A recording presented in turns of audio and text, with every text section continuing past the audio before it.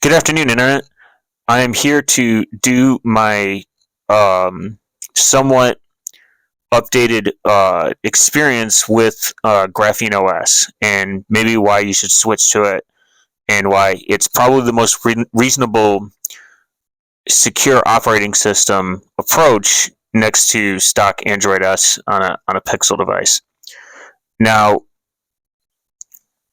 from maybe like my use case, my experience, the pros and the cons will convince you to essentially ditch a less secure Android experience or phone, or maybe switch from proprietary software like Apple. When I first started uh, kind of like experimenting with alternative OSs or aftermarket OS, not a custom ROM, because people do label GrapheneOS as a custom ROM, but it's not true. It's technically a aftermarket OS. I first started with Calyx OS due to me wanting to get rid of Google as much as I could and possibly escape the Google monopoly where I'm not as reliant on it. Now, as many people I've told, I do self-host a lot of stuff that prevent me from relying on the cloud or big tech essentially, and that is fundamentally why I started looking into an alternative solution to stock Android. Now, there are other options out there like EOS, uh, Calyx OS, and then you have other few other forks of the Android ASO CPUs that use micro G. Contrary to popular belief, and I'll link down kind of like the source in the description. Micro G still relies on Google. It's not really de-googling your phone, and there are pros and cons to being able to run a alternative stock Android experience, and that is always going to be up to you as the user.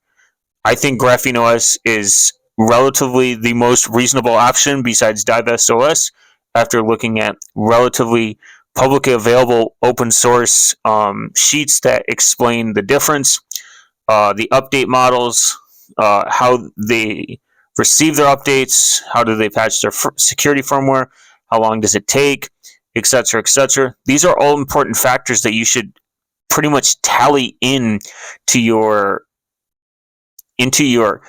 belt to make a very informed decision. A lot of people will pick a de-googled phone with horrible firmware security updates. They'll lag behind the security update model that Google pushes out through the ASOCP model, or fundamentally they'll lag behind and ship with outdated, insecure software. These are things that need to be addressed and known about before you decide to put any applications or any sensitive information in your device. If the underlying hardware is insecure and the underlying software is insecure, you're effectively doing nothing. You are going backwards. Now, it is not, GrapheneOS treats this is not a perfect solution. I believe they've made a few statements that where they want to get away completely from the Android open source project because it relies on the Linux kernel. I'll link that in the description as well, and their reasoning behind it. I kind of equate GrapheneOS to a very similar experience to CubesOS.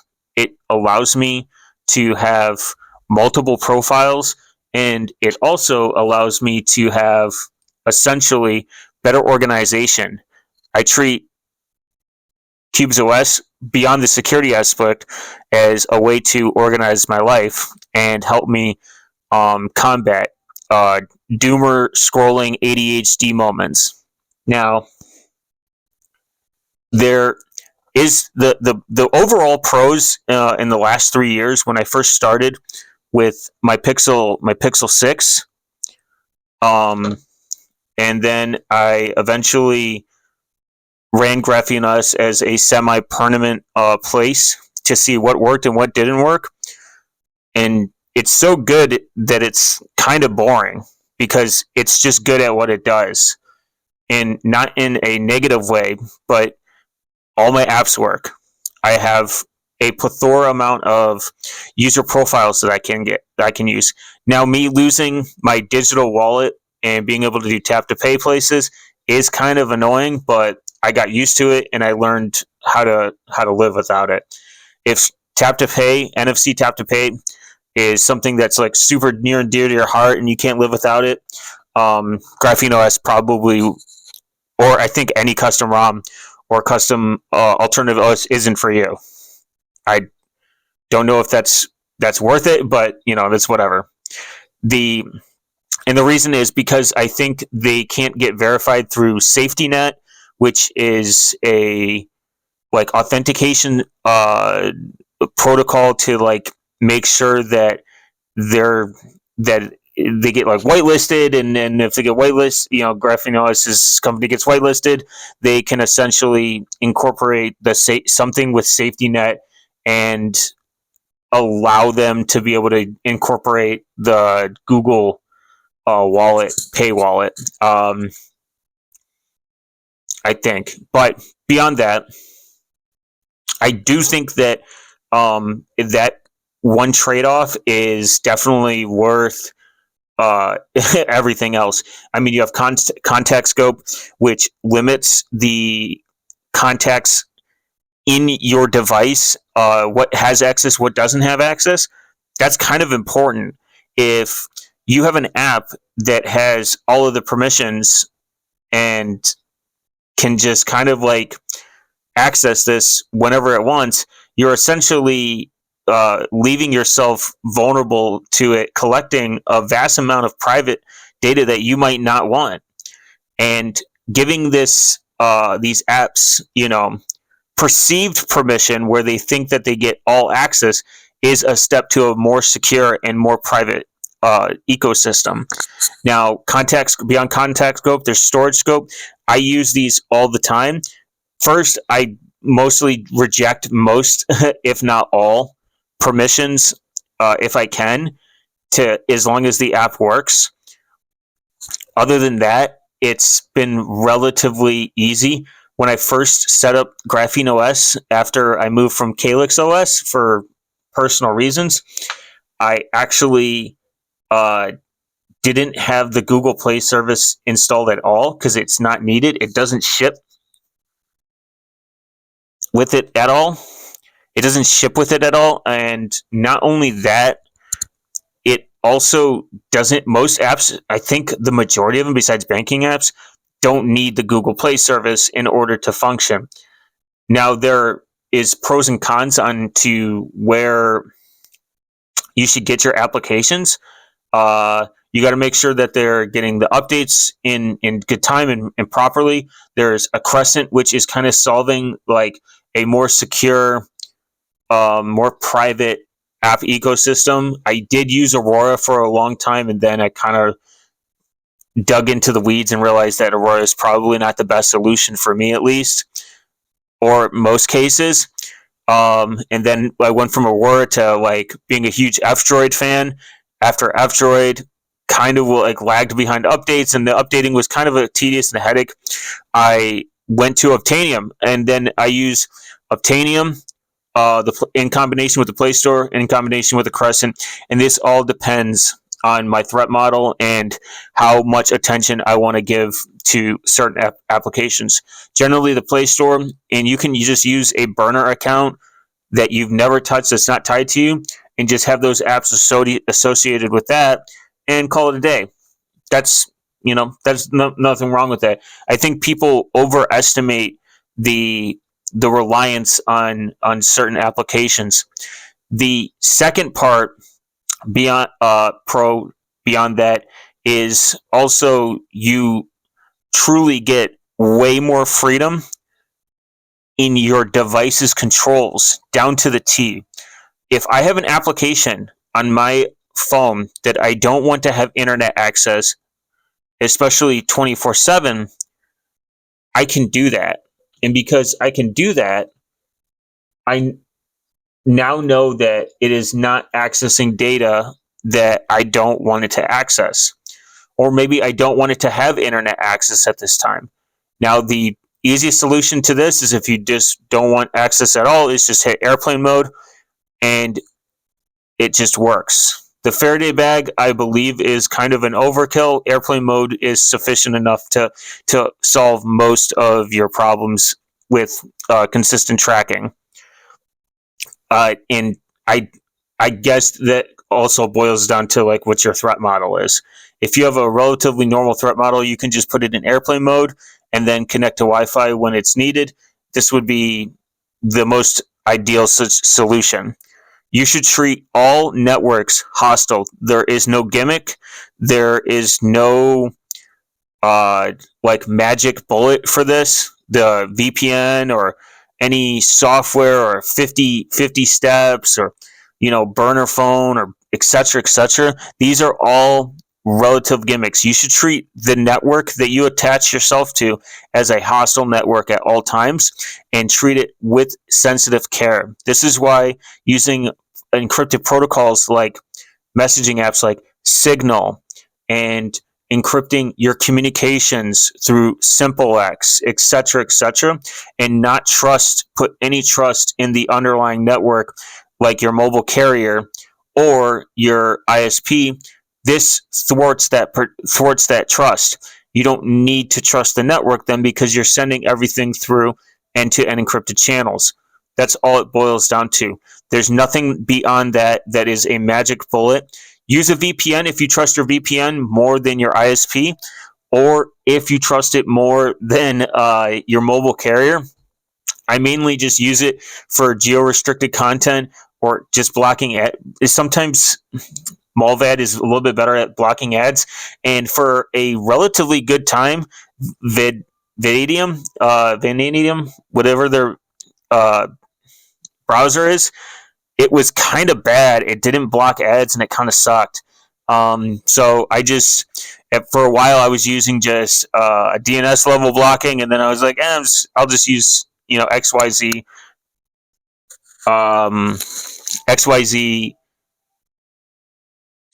VPN.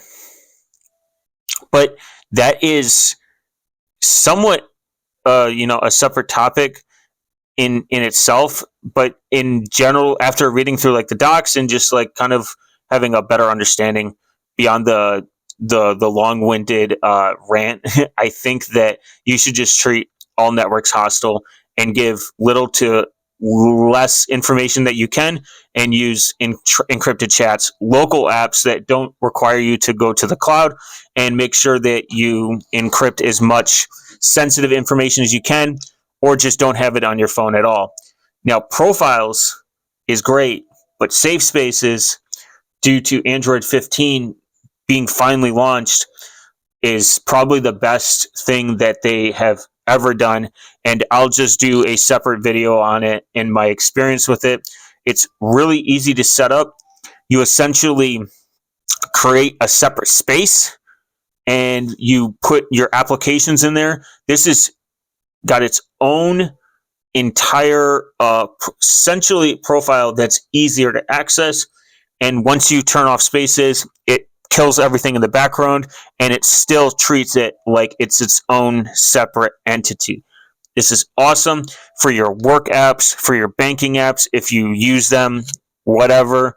If you need something to access quickly that doesn't require you to make a profile, I think it is one of the best features that they have made so far.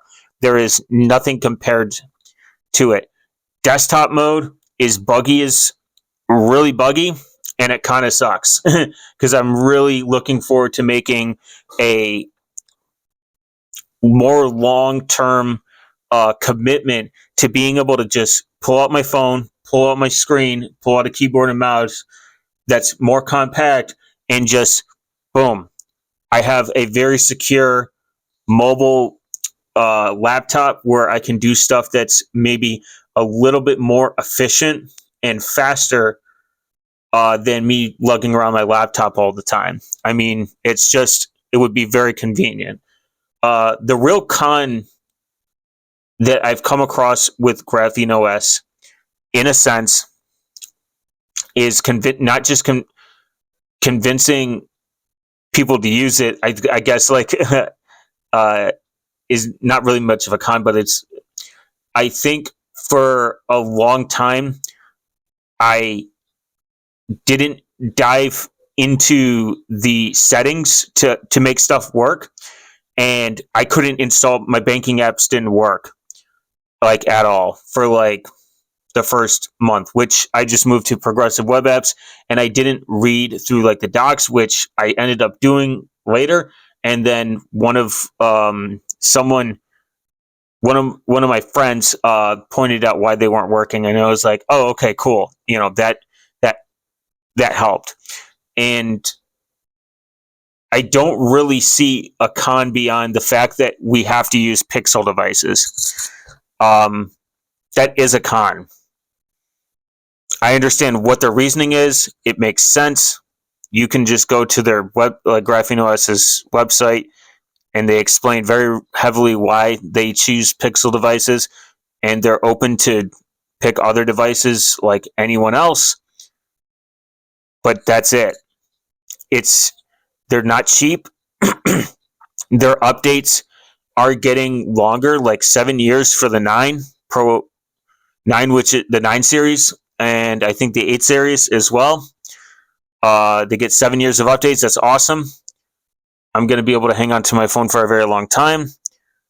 To me, that is a pro. I get longer updates. I know that I'm getting secure software on a secure device that takes it very serious. Now, the privacy is, something else, but good security generally leads to better privacy, because then you're preventing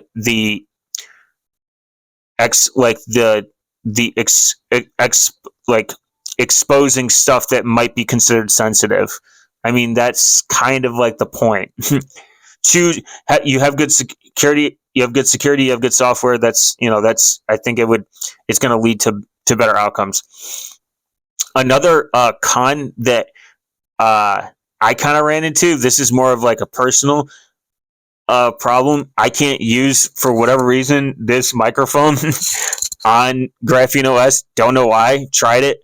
It might be a permissions issue. So there is some like tweaking and some stuff that you might have to like go through, and some headaches with stuff crashing, and like certain apps. As long as you're on the stable branch, you're pretty solid. I ran alpha for a brief period of time, and then went back to stable because it was just much easier to kind of deal with.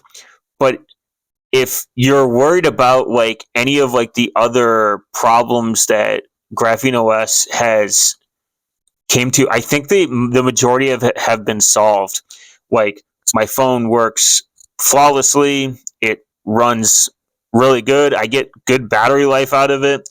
The multi-user profile is awesome, but Spaces has definitely upped its game. There is another feature called the Durus Pen. If you want a really secure way to wipe your device in a panic, you can set that up. You can set up the network firewall, where you firewall, it's built into the ASOC, the Android open source project. So you can limit apps from getting certain, permissions down from your contacts to your photos, your media, and also you can reduce the risk of apps connecting to the internet.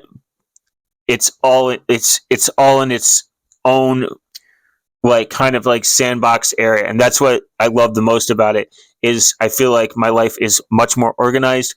I doom scroll less because certain stuff is in different profiles, and it just kind of works that way, where I'm not switching between profile. Like, I'm like, all right, I got to switch to here for this.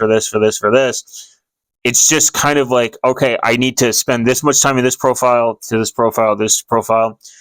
And if you have like, hey, I'm going to use this one profile for all my apps that relate to finance and banking and all this for social media and all this. I think it's a really good way to like segment. I think you can have up to like 32, which is kind of crazy. Um, and I don't know. I don't know where GrapheneOS is gonna get any better. It's really reliant on, obviously Android delivering better and better and better and better experience. And I think that I'm excited for the future, and I hope that it gets more stable, and it just people just look at it, they get it, they download it, they grab it, and they're just like, it just works, and it's great, and I love it. And like installing it is so easy now. You can just use the web. They have a web install. I installed GrapheneOS with my old GrapheneOS phone. I mean, installing it's easy, using it's easy, and if you really want a more private, secure, simple experience, it's really the best, most vanilla, bare bones operating system that you can get. If you're looking for a dumb phone, just go get a 8A, a Pixel 8A. The A series is always cheaper. Wait for Black Friday. Get the 8A, install GrapheneOS on it, and then do nothing else. Then you have a reasonably secure phone that respects your privacy, your security, and just use that for text and call. You don't have to install Google Play service. You don't have to use any of the location service. You can turn all that off and just use it for just text and calling. It's really that simple. It's an inexpensive way, and you get 7 years of updates. It's beautiful.